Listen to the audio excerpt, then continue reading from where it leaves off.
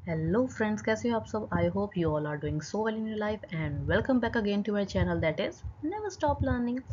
तो आज की जो मेरी वीडियो का टॉपिक है that is the impact of भक्ति मूवमेंट। लास्ट जो मैं वीडियो लेकर आई थी that is also Bhakti movement, पर जिसमें हमने बेसिकली लर्न किया था उसके ओरिजिन के बारे में and along with its principles. तो आज जो मैं वीडियो लेकर आई हूँ जिसमें हम जस्ट करेंगे इसके इम्पैक्ट के बारे में, जिसके साथ क्या होगा कि ये जो पीएचसी का जो चैप्टर जो है वो कंप्लीट हो जाएगा सेमेस्टर थर्ड का।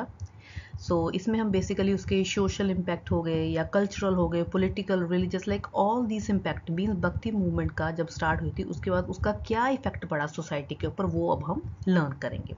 चलिए without wasting any time let's just move on towards our video. तो चलिए स्टार्ट करते हैं विद द इम्पैक्ट ऑफ भक्ति मूवमेंट। भक्ति मूवमेंट जब मीन्स स्टार्ट हुई थी, ये बहुत ही greatest social religious reform movement जो थी वो स्टार्ट हुई थी इंडियन हिस्ट्री में। ठीक है, इसका जो इफ़ेक्ट जो था वो पूरे इंडिया के ऊपर इसका पड़ा था, इसका इन्फ्लुएंस। एंड इसके कुछ इफ़ेक्ट्स हैं जैसे पॉलिटिकल इफ़ेक्ट्स हो गए, सोशल हो गए, इकोनॉमिक हो गए, कल्चरल हो गए। तो इसी के बारे में हम मेन बेसिकली बात करेंगे। वो कौन कौन से इम्पैक्ट हो गए। फर्स्ट जो आएगा that is the religious impact, and the second one is called the social impact. The third one is called the cultural impact and the fourth one is called the political impact. So ये जो है सारे के सारे impact जो है अब हम means इनके बारे में learn करेंगे, like the religious हो गया, सोशल हो गया, कल्चरल हो गया एंड पॉलिटिकल हो गया। मीन्स भक्ति मूवमेंट जब स्टार्ट हुई थी उसके बाद जब उसका रीजन हुआ, उसके प्रिंसिपल्स के बारे में हमने बात की थी लास्ट वीडियो में। अगर आपने मेरी लास्ट वीडियो नहीं देखी तो मैं उसका लिंक जो है इस वीडियो में डाल दूंगी, आप जाकर देख सकते हैं।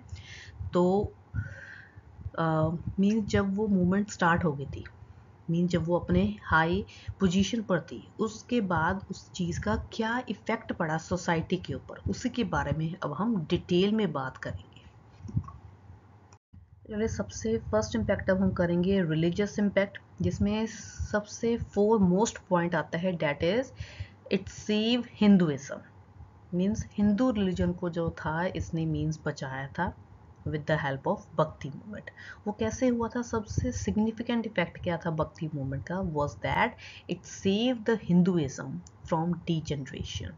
क्योंकि हिंदुइज्म जो था, जो हिंदू रिलीजन जो था वो डिक्लाइन की तरफ मीन्स मूव ऑन हो रहा था। जब इस मूवमेंट की मीन्स ग्रोथ नहीं हुई थी, हिंदुइज्म के बीच में मीन्स हिंदू रिलीजन में काफ़ी सारी इवल्स जो थी, जो बुराइयां जो थी वो काफ़ी ज़्यादा मीन्स पैदा हो चुकी थी। ठीक है, जिसके कारण जो आम लोगों में जो हिंदुइज्म का जो क्रेज़ जो था मीन्स उसकी जो पॉपुलैरिटी थी वो डे बाय डे, दिन प्रतिदिन जो थी वो कम होती जा रही थी। और मोरोवर इसका कारण क्या था कि उस समय मुस्लिम किंगडम्स का ज़्यादा मीन्स रूल था। ठीक है, एंड हिंदुइज्म को इस बात की काफ़ी ज़्यादा चोट पहुंची थी। ठीक है, लो कास्ट जो हिंदूज जो थे मीन्स उन्हें ज़्यादा मीन्स जैसे बेनिफिट मिल रहा था इस इस्लामिक रिलीजन से, इसीलिए दे स्टार्टेड लिविंग हिंदुइज्म। उन्होंने हिंदुइज्म को छोड़ना स्टार्ट कर दिया था एंड इस्लाम रिलीजन को मीन्स मुस्लिम रिलीजन को अपनाना स्टार्ट कर दिया था। किसने, जो लो कास्ट हिंदू थे। ठीक है, इस तरह के माहौल में, इस तरह के सर्कमस्टांसेस में क्या हुआ था, कुछ ऐसे श्रद्धालु मीन्स कुछ ऐसे हिंदू डिवोटी सामने आए जिन्होंने भक्ति मूवमेंट को स्टार्ट किया ताकि उसमें कुछ रिफॉर्म्स, उसमें कुछ सुधार लेकर आए। और उन्होंने बेसिकली क्या किया था, कौन कौन से इवल्स प्रेजेंट थे हिंदुइज्म में, that is the caste system the main problem. इसी के कारण जो लो कास्ट के हिंदूज जो थे उन्होंने इस्लामिक रिलीजन को अडॉप्ट किया था। ठीक है, and untouchability, wasteful rituals and ceremonies, काफ़ी रीति रिवाज होते थे। बाय बर्थ से लेकर डेथ तक हज़ारों रीति रिवाज थे, जिसके कारण लोग जो थे वो काफ़ी ज़्यादा दुखी हो चुके थे। एंड ब्राह्मण की पॉपुलैरिटी थी। ठीक है, ब्राह्मण की डोमिनेशन चलती थी। इस तरह की जो थी मीन्स इवल्स प्रेजेंट थी। जब भक्ति मूवमेंट स्टार्ट हुई थी it protected Hinduism and again जो हिंदुइज्म जो था, जो हिंदू रिलीजन जो था, again it began to flourish. वो काफ़ी अच्छे तरीके से मीन्स मूव ऑन आगे करना स्टार्ट हो गया था। द नेक्स्ट रिलीजियस इम्पैक्ट क्या पड़ता है कि it lower the prestige of the ब्राह्मण। जैसे अभी मैं आपको बताकर हटी हूँ कि जो ब्राह्मण जो थे वो काफ़ी ज़्यादा डोमिनेट करते थे। बट जब भक्ति मूवमेंट जो थी मीन्स स्टार्ट हो गई थी, तो उन्होंने ब्राह्मण की पोजीशन को मीन्स कम करना स्टार्ट कर दिया। So it lower the prestige of the Brahmins. अब क्या हुआ था, भक्ति मूवमेंट ने उनकी इम्पोर्टेंस को, उनकी प्रेस्टीज को कम कर दिया था हिंदू सोसाइटी में। जबकि पहले डोमिनेशन सिर्फ ब्राह्मण्स की होती थी, the Brahmins were dominating the society. ठीक है, वो ज़्यादा मीन्स इम्फोसिस, वो ज़्यादा किस पर जोर देते थे ब्राह्मण जो थे, जैसे खोखले रीति रिवाज हो गए, रिचुअल्स हो गए, अंधविश्वास के ऊपर वो काफ़ी मीन्स लोगों को बिलीव करवाते थे, ब्लाइंड फेथ होते थे रिलीजन में, और लोगों का काफ़ी ज़्यादा वो शोषण करते थे। वो कैसे कि ज़्यादा से ज़्यादा रीति रिवाज करवाते थे, पैसे जो थे वो अपने कब्जे में करते थे। सो ब्राह्मण जो थे वो काफ़ी ज़्यादा लोगों को एक्सप्लॉयट करते थे। So the Bhakti movement condemned these evils in the society. जो जितने भी भक्ति मूवमेंट के रिफॉर्मर्स हुए हैं, जो सुधारक हुए हैं, उन्होंने क्या किया था, इन इवल्स को ख़त्म किया। जिससे क्या हुआ था कि ब्राह्मण्स की जो पोजीशन जो थी वो डिक्लाइन होना स्टार्ट हो गई थी। उनकी डोमिनेशन जो थी वो कम हो गई थी अब, क्योंकि अब उनकी तरफ कोई ध्यान नहीं देता था लोग जो थे। द नेक्स्ट जो मेन पॉइंट आता है इस इम्पैक्ट का, रिलीजियस इम्पैक्ट का, that is the places of pilgrimages increased. अब धार्मिक स्थान जो थे वो कैसे इंक्रीज हो सकते हैं, वो इसलिए इंक्रीज हुए थे कि जब भक्ति मूवमेंट स्टार्ट हुई थी, काफ़ी सारे इसके रिफॉर्मर्स रहे हैं। ठीक है, जैसे शंकराचार्य हो गए, नामदेव हो गए, गुरु नानक देव जी हो गए, चैतन्य महाप्रभु हो गए, कबीर जी हो गए, Ravidas ji, means various reformers थे। हर एक की अपनी अपनी इंपॉर्टेंस थी, उनके अपने अपने इवेंट्स होते थे। किसी भी जगह पर अगर कोई इम्पोर्टेंट इवेंट जो था उनकी लाइफ के रिलेटेड होता था इन रिफॉर्मर्स का, उस जगह पर कुछ भी मोनेस्ट्रीज बना दी, ठीक है, या कोई बिल्डिंग्स बना दी, या कोई टेम्पल्स बना दिए, या कोई गुरुद्वारास बना दी, या कोई टूम बना दी, या बर्थ के रिलेटेड कुछ भी अगर इवेंट्स होते थे, जिससे क्या हुआ था, एक धार्मिक स्थान लोगों को मिलना स्टार्ट हो गया था। एंड डे बाय डे ये जो थे पिलग्रिमेजेस वो इंक्रीज होना स्टार्ट हो गए थे। Now with the help of भक्ति movement many places develop into the centre of pilgrimages. काफ़ी सारे पिलग्रिमेजेस के जो सेंटर्स थे वो इंक्रीज हो गए थे। कैसे, जो संत और रिफॉर्मर्स थे, जैसे शंकराचार्य हो गए, ठीक है, नामदेव हो गए, रामानुजाचार्य, चैतन्य महाप्रभु एंड रामानंद, गुरु नानक देव जी, ठीक है, gradually their followers establish there buildings, monasteries, shrines, temples, gurdwaras at the places of their birth and connected with other events of life. उनकी लाइफ में अगर कोई भी इवेंट, इम्पॉर्टेंट इवेंट होता था, या जहाँ उनकी बर्थ प्लेस पर कोई भी चीज़ बना देते थे, जिसके कारण क्या हुआ था, ये जो सेंटर ऑफ पिलग्रिमेजेस जो थे वो इंक्रीज होना स्टार्ट हो गए थे। तो ये थे बेसिकली मेन रिलीजियस इम्पैक्ट, ठीक है, जिसमें it lower the prestige of the brahmins and the places of pilgrimages increased. Next जो मेन रिलीजियस इम्पैक्ट आता है, that is the it give set back to Buddhism. कि उस समय बुद्धिज्म जो था that was also declining. Buddhism and Hinduism दोनों साथ साथ चल रहे थे, ठीक है। बुद्धिज्म का डिक्लाइन होना स्टार्ट हो गया था, ठीक है। द भक्ति movement also give a further blow to Buddhism, जो कि ऑलरेडी मीन्स लाइक डिक्लाइन के और डिक्लाइन की तरफ चल रहा था। अगर हम पुराने समय की बात करें, बुद्धिज्म और हिंदुइज्म साथ में दोनों प्रोपोगेट कर रहे थे, ठीक है। एंड बुद्धिज्म जो था मिडिवल पीरियड तक जो था वो डिक्लाइन हो चुका था काफ़ी हद तक। बट जो भक्ति मूवमेंट जो थी उसने हिंदुइज्म को बचा लिया था, ठीक है, और इसे पॉपुलर रिलीजन बना दिया था। मोरोवर काफ़ी नंबर ऑफ बुद्धिस्ट जो थे उन्होंने अपना रिलीजन छोड़कर हिंदुइज्म को अडॉप्ट करना स्टार्ट कर लिया था, जिसके कारण क्या होता है, it also give a set back to Buddhism. So इतनी ज़्यादा पॉपुलैरिटी नहीं हुई थी बुद्धिज्म की बिकॉज ऑफ द भक्ति मूवमेंट, क्योंकि भक्ति मूवमेंट जो था हिंदुइज्म को बचा लिया था। नेक्स्ट जो रिलीजियस इम्पैक्ट पड़ता है, that it check the propaganda of Islam, क्योंकि उस समय मिडिवल पीरियड चल रहा था, ठीक है, इस्लामिक रिलीजन था। So bhakti movement considerably check the spread of Islam. जो भक्ति रिफॉर्मर्स थे, specially Guru Nanak Dev ji adopted many tenets of Islam. Islam के काफ़ी कुछ प्रिंसिपल जो थे उन्होंने अडॉप्ट किए थे। वो कौन कौन से प्रिंसिपल थे? That they stress the unity of God, एक परमात्मा में विश्वास करना, ये अडॉप्ट किया था उन्होंने, ठीक है।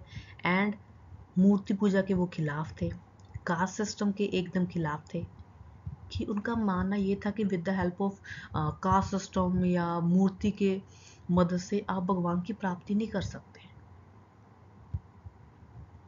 आपको फुल अपना डिवोशन देना होगा अगर आपको सल्वेशन या भगवान की प्राप्ति करनी है। आपसी भाईचारे की उन्होंने मेन इस चीज़ को ज़्यादा प्रोपोगेट किया था गुरु नानक देव जी ने, ठीक है। सो जिसके कारण क्या हुआ था, जब उन्होंने लोगों को लगा कि इन्होंने कुछ प्रिंसिपल जो है वो इस्लामिक रिलीजन से लिए हैं, इसीलिए जो लोग जो इस्लामिक रिलीजन जो लोग जो थे इस्लामिक रिलीजन को बिलोंग करते थे, उन्होंने क्या किया था, उनका इंक्लाइन जो था, उनका झुकाव जो था अपने रिलीजन की तरफ कम होना स्टार्ट हो गया, और they started moving towards Hinduism, जिससे क्या हुआ था, it check the growth of Islam. So the growth of Islam was totally checked. So next सबसे important religious impact आता है, that is the emergency of Sikhism. So सबसे permanent effect जो था, वो जो अभी तक हमें दिखाई देता है भक्ति मूवमेंट का, permanent effect क्या था, that is the birth of the Sikhism. Sikhism का birth हुआ था, एंड गुरु नानक देव जी और उनके आगे फर्दर जितने सक्सेसर्स हुए हैं, 10th तक, जो 10th गुरु तक जो था, जे आर्डेंटली प्रीच द डॉक्ट्रिन्स ऑफ भक्ति मूवमेंट। मीन्स इतने ज़्यादा चेंजेस इसमें आए थे, इस मूवमेंट में वेरियस टाइप्स ऑफ चेंजेस जो थे इसमें आए गए थे, जिसमें क्या था, अल्टीमेटली 1699 में क्या हुआ था, एक सिख रिलीजन की एक सेपरेट आइडेंटिटी बन गई थी, सेपरेट आइडेंटिटी एस्टेब्लिश कर दी थी। वो क्या थी, that is the birth of the Khalsa Panth. Khalsa पंथ की स्थापना की गई थी कब, 1699 में। सो भक्ति मूवमेंट का जो कितनी सेंचुरी से चलती आ रही थी, बट उसका deep and the permanent effect का क्या मिला था, that is the emergency of Sikhism. Khalsa पंथ की स्थापना की गई थी। So it had a very important point कि रिलीजियस इम्पैक्ट की अगर हम बात करें, कि सिखिज्म जो था उसका बर्थ हुआ था पंजाब में। जो बेसिकली मेन प्रोपाउंडर कौन थे, गुरु नानक देव जी, ठीक है। अलॉन्ग विद उनके आगे फर्दर जितने सारे सक्सेसर्स हुए हैं, उन्होंने बेसिकली भक्ति मूवमेंट के डॉक्ट्रिन्स जो हैं, जो प्रिंसिपल्स जो हैं, उन्हें काफ़ी ज़्यादा उनका प्रचार किया था कि हम भगवान की प्राप्ति कैसे कर सकते हैं। काफ़ी सारे चेंजेस किए गए थे, जिसके कारण इन द लास्ट 1699 में क्या हुआ था, खालसा पंथ की सृजना हुई थी, खालसा पंथ की क्रिएशन की गई थी। सो सिखिज्म का बर्थ होना, जिससे हमें ये पता चलता है कि परमानेंट इफेक्ट जो था वो ये पड़ा था सिखिज्म का। नेक्स्ट हम बात करेंगे सोशल इम्पैक्ट की, जिसमें सबसे फर्स्ट एंड फॉरमोस्ट इम्पैक्ट क्या पड़ा था, कि it improvement in the social relations between the Hindus and Muslims. Hindu और मुस्लिम्स के जो रिलेशन जो थे वो ठीक हो गए थे। वो कैसे ठीक हो गए थे, भक्ति रिफॉर्मर्स के कुछ जो मेन, जैसे आप कह सकते हो उसके जो मेन रिफॉर्मर्स जो थे भक्ति मूवमेंट के, उन्होंने मीन्स इतने ज़्यादा एफर्ट्स किए थे ताकि हिंदू और मुस्लिम के जो रिलेशंस है, जिसमें काफ़ी ज़्यादा, जैसे आप कह सकते हो बिटर रिलेशन जो थे, उन्हें काफ़ी मीन्स सॉल्व आउट किया था। उनके अंदर जो थे टॉलरेंस लेकर आए थे। अब क्या होता है, एज अ रिजल्ट ऑफ भक्ति मूवमेंट सोशल रिलेशंस जो थे हिंदू एंड मुस्लिम के, वो उन्होंने इम्प्रूव किए थे। अगर हम बात करें कबीर जी की, ठीक है, Guru Nanak Dev ji, they preach amity and tolerance between the two communities. उनका क्या कहना था कि जो हिंदूज हैं, चाहे हिंदू हैं चाहे सिख हैं चाहे मुस्लिम्स हैं, they are the creation of one true God. वो एक ही परमात्मा की संतानें हैं। सो हमें उसकी मीन्स उसकी संतानों के बीच में कोई भी भेदभाव जो है वो बिल्कुल भी नहीं करना चाहिए रिगार्डिंग कास्ट, कलर, क्रीड, कुछ किसी के अकॉर्डिंग भी हमें उसके खिलाफ मीन्स डिस्क्रिमिनेशन नहीं करनी चाहिए। सो जिससे क्या हुआ था कि a large number of Hindus and Muslim जो थे वो इनके फॉलोअर्स बन गए थे। ठीक है, जिससे क्या हुआ था, सोशल इंटरकोर्स हुआ था बिटवीन देम एंड इनके अंदर जो म्यूचुअल बिटरनेस जो थी वो ख़त्म होना जो थी मीन्स स्टार्ट हो गई थी। अब जिससे क्या हुआ था, हिंदू और मुस्लिम के जो रिलेशन जो थे वो एकदम जैसे मीन्स बिल्कुल फ्रेंडली रिलेशन, पीसफुल रिलेशन जो थे वो एकदम स्टार्ट हो गए थे। और जिसमें जैसे आप कह सकते हो बिटरनेस जो थी, म्यूचुअल बिटरनेस, वो बिल्कुल भी नहीं रही थी। देन नेक्स्ट इम्पैक्ट क्या पड़ा था, social impact, that it broaden the people's outlook. लोगों का देखने का नज़रिया जो था वो काफ़ी ज़्यादा ब्रॉड हो गया था, मीन्स उसमें काफ़ी सारी चेंजेस आ गई थी। वो किस तरह की चेंजेस आई थी कि भक्ति मूवमेंट के साथ उनकी जो देखने का जो नज़रिया जो था लोगों का वो काफ़ी ज़्यादा डेवलप हो चुका था, उसमें चेंजेस आई थी। बिफोर द भक्ति मूवमेंट, जब भक्ति मूवमेंट स्टार्ट नहीं हुई थी, लोगों के अंदर काफ़ी ज़्यादा मीन्स सुपरस्टिशंस थे, काफ़ी ज़्यादा अंधविश्वास थे, वो काफ़ी ज़्यादा ब्लाइंड फेथ करते थे, जो रीति रिवाज के चक्रों में वो फंस जाते थे। ठीक है, भक्ति रिफॉर्मर्स, जो भक्ति मूवमेंट के जो रिफॉर्मर्स जो थे उन्होंने बोल्डली क्या किया था, इन चीज़ों के खिलाफ बोला था। दे कंडेम दीज इवल प्रैक्टिसेस। और उन्होंने क्या कहा था कि भगवान किस चीज़ से खुश होंगे, वो उसी को मीन्स ब्लेस करेंगे जो अच्छे काम करेंगे। Those who perform good deeds, deed means अच्छे एक्शंस करना, अच्छे काम करना। कि परमात्मा कैसे खुश होगे, अगर आप किसी दूसरों की मदद करोगे, अगर आप अच्छे काम करोगे, ना कि इन आडंबरों में फंस जाओगे या खोखले रीति रिवाज करोगे। इससे भगवान जो है वो बिल्कुल भी खुश नहीं होंगे। वो कैसे खुश होंगे, only with the help of good deeds, जो आप अच्छे काम करोगे। जिसके साथ क्या होता है, एज अ रिजल्ट जो लोगों का देखने का नज़रिया जो था वो चेंज हो गया था। नाउ अब उन्हें समझ आने लग पड़ा था that what is the true aim of man's life, कि इंसान का आखिर मेन काम क्या है, मेन एम क्या है उसका लाइफ में।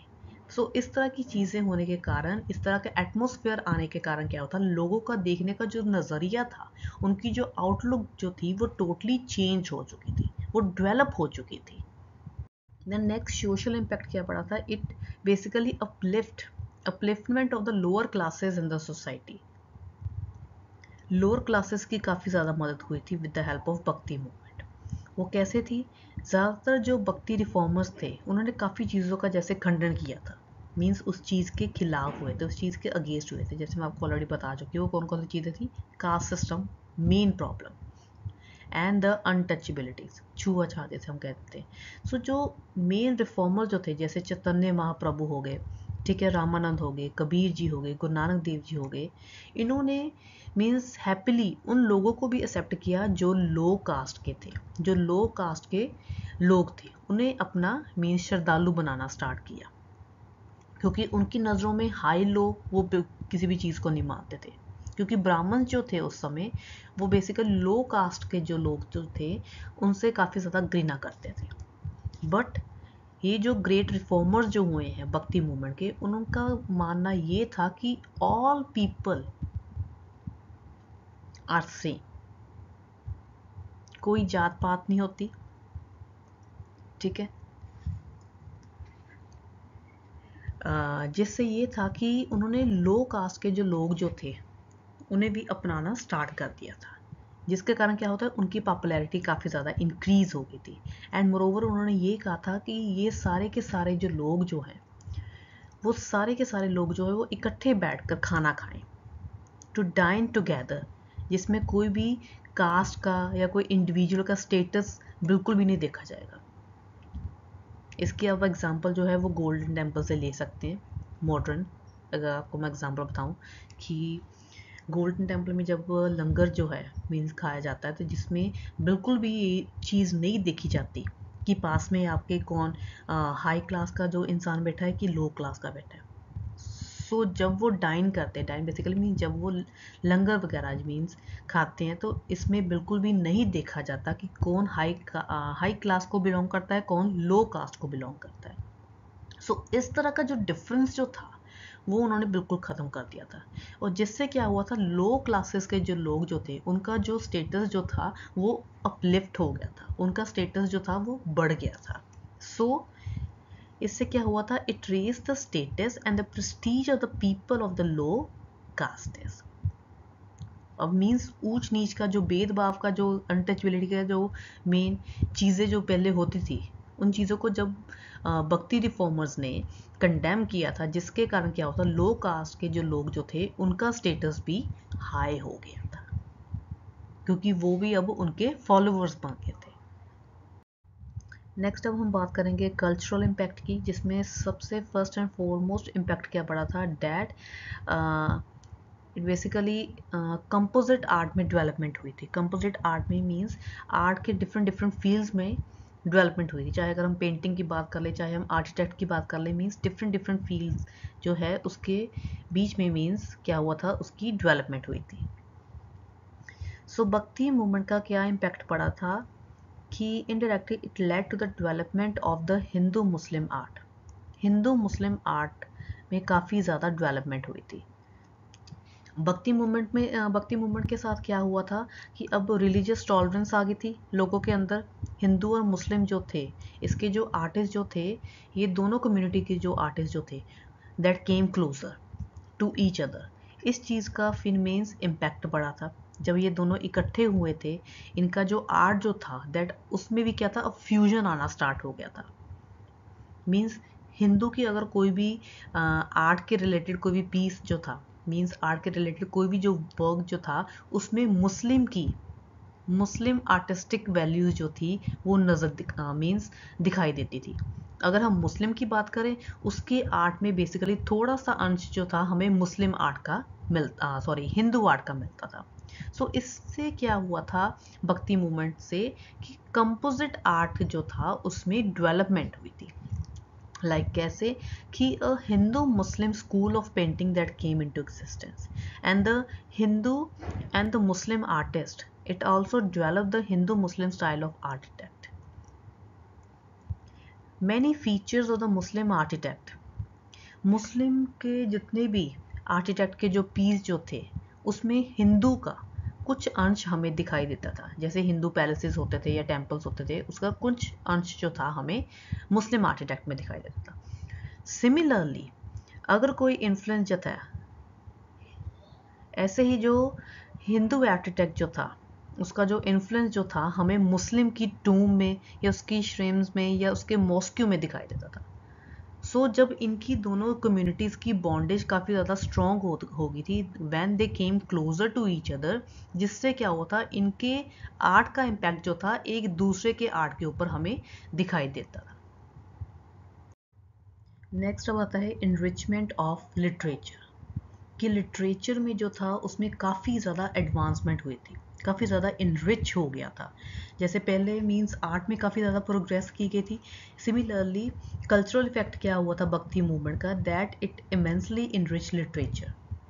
क्योंकि कितने सारे रिफॉर्मर्स हुए थे, हर एक की अपनी अपनी लैंग्वेज थी, ठीक है, जिसके कारण क्या हुआ था, लैंग्वेज में काफ़ी ज़्यादा प्रोग्रेस हुई थी। काफ़ी सारा लिटरेचर लिखा गया था इन डिफरेंट डिफरेंट लैंग्वेजेस में। वो कौन कौन सी थी, जैसे संस्कृत हो गया, मराठी हो गया, बंगाली हो गया, गुजराती, हिंदी। अब इससे क्या होता है, लैंग्वेज में काफ़ी ज़्यादा प्रोग्रेस हुई। वो कैसे हुई, जैसे गीत गोविंद एक महान रचना है जो की थी बेसिकली जयदेव जी ने, ठीक है। सुरसागर हो गया जो इसकी रचना की थी सूरदास ने। रामचरितमानस इसकी रचना किसने की थी, तुलसीदास ने। एंड द आदि ग्रंथ largely by the Sikh gurus ने, ठीक है। सो इस तरह की लेगेसी जो है हमें लिटरेचर में मिलती है, जिससे क्या हुआ था कि जो भक्ति मूवमेंट का इतना ज़्यादा इम्पैक्ट पड़ा कि उसमें मींस लिटरेचर में उसकी एडवांसमेंट हुई, लिटरेचर में उसकी इनरिचमेंट, उसमें काफ़ी ज़्यादा डेवलपमेंट हुई, उसके आर्ट में काफ़ी ज़्यादा डेवलपमेंट हुई। सो भक्ति मूवमेंट के साथ जो कल्चरल का जो इम्पैक्ट है वो काफ़ी ज़्यादा मींस डीपली इम्पैक्ट पड़ा था। नेक्स्ट अब हम बात करेंगे, last one is called the political impact. जैसे भक्ति मूवमेंट का मीन्स काफ़ी ज़्यादा इम्पैक्ट पड़ा था, चाहे अगर हम रिलीजियसली बात कर ले, चाहे सोशली बात कर ले, चाहे कल्चरल इफेक्ट की बात कर ले, इसका कॉन्ट्रेरी इसका पॉलिटिकल इम्पैक्ट भी पड़ा था।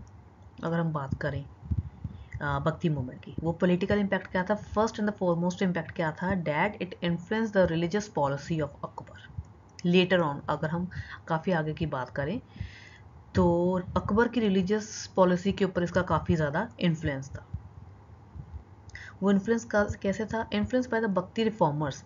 मुगल एम्पर जो अकबर जो था, उसने रिलीजियस टॉलरेशन की भावना जो थी वो अपनाई थी towards his subject, towards his अपने आम जनता के लिए। उसने जजिया टैक्स जो था हिंदूज के ऊपर जो लगाया जाता था वो उसने रिमूव किया था। रिमेंबर दैट जजिया टैक्स जो था that was remove by the Akbar.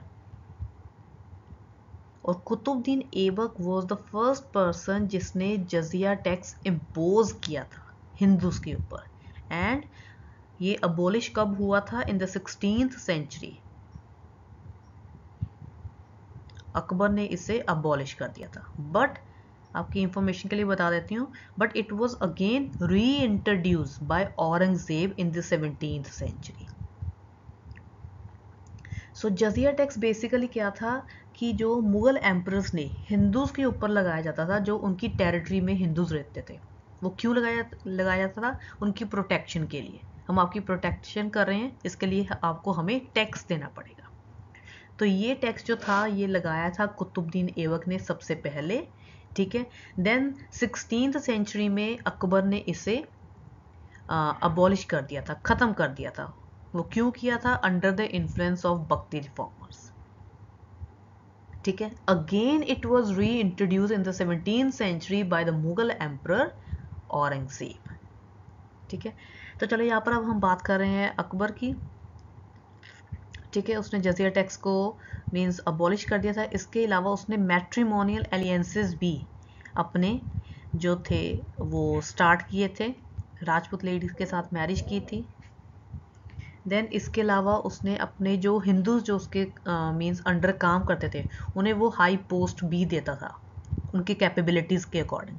And पूरी फ्रीडम जो थी उन्हें मिली हुई थी रिगार्डिंग रिलीजियसली। सो इस तरह की रिलीजियस टॉलरेशन की जो भावना जो थी उसने अपनाई थी अकबर ने, जिसका इन्फ्लुएंस जो था वो क्यों कैसे पड़ा था? With the help of Bhakti reformers के कारण। नेक्स्ट जो पॉलिटिकल पॉइंट आता है impact, that is the rise of the Sikh and the Marathas as a political power. अब सिखों का और मराठास का वो एज ए पॉलिटिकली वो काफ़ी ज़्यादा स्ट्रॉन्ग हो चुके थे। वो किसके इफेक्ट से? Because of the effect of the भक्ति मूवमेंट। इनका राइज हुआ था सिखों का और मराठास का।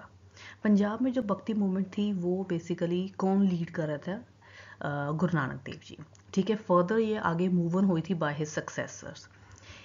इसी मूवमेंट के कारण जो था सिखों में एक नया स्वरूप जो था, एक जैसे टर्निंग पॉइंट आया था सिख रिलीजन में, वो बेसिकली 1699 में एज अ पॉलिटिकली पावर जो थी वो उनका उत्थान हुआ था, राइज हुआ था उनका, और इंडिपेंडेंट किंगडम जो था उन्होंने एस्टेब्लिश कर लिया था। सिमिलरली अगर हम महाराष्ट्र की बात करें, ठीक है, भक्ति मूवमेंट वहाँ पर भी चली थी, ठीक है। लोगों के अंदर काफ़ी ज़्यादा यूनिटी की भावना चढ़ी मराठास के अंदर। इसी बात को देखते हुए शिवाजी जो थे इस चीज़ से काफ़ी ज़्यादा इनकरेज हुए थे और उन्होंने हिंदू किंगडम को एस्टैब्लिश किया था। एंड इन 1674 में क्या हुआ था? उन्होंने अपने आप को इंडिपेंडेंट जो था वो डिक्लेयर कर दिया था एंड उन्होंने छत्रपति का टाइटल जो था वो एज्यूम कर लिया था। So this is the end of my video guys, thank you for watching. I hope ये जो वीडियो है आपके लिए काफ़ी ज़्यादा हेल्पफुल रही होगी। इसी के साथ क्या है, आपका जो चैप्टर जो है भक्ति movement that is totally complete now. इसका जो फर्स्ट पार्ट है वो ऑलरेडी इस वीडियो में उसका लिंक जो है वो डाल दूंगी, आप वो भी देख सकते हैं। अगर रिगार्डिंग दिस वीडियो आपके अगर कोई भी क्वेरीज है तो आप मुझसे विदाउट एनी हेजिटेशन आप मुझसे पूछ सकते हो। I will definitely answer your questions. तो चलिए हम मिलते हैं नेक्स्ट वीडियो में with the new topic. So till then take care, bye bye guys.